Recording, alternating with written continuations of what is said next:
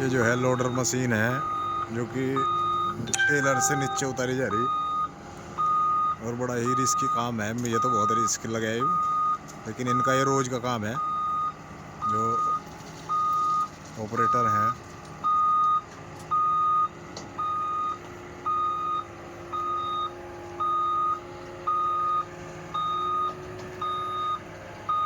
अनिल इधर हो जा भाई।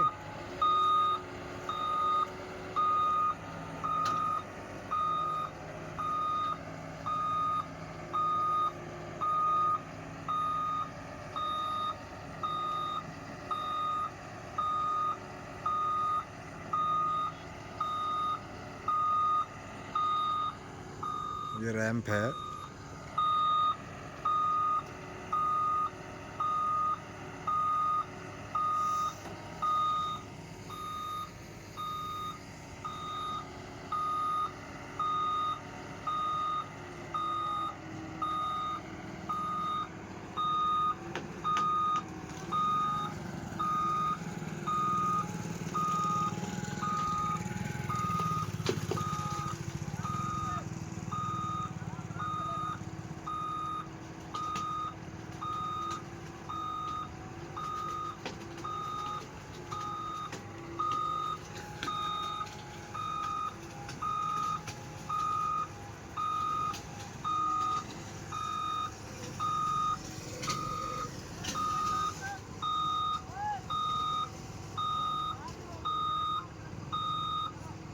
गाड़ी के ब्रेक नहीं लगा रखे कैसे बावले ने।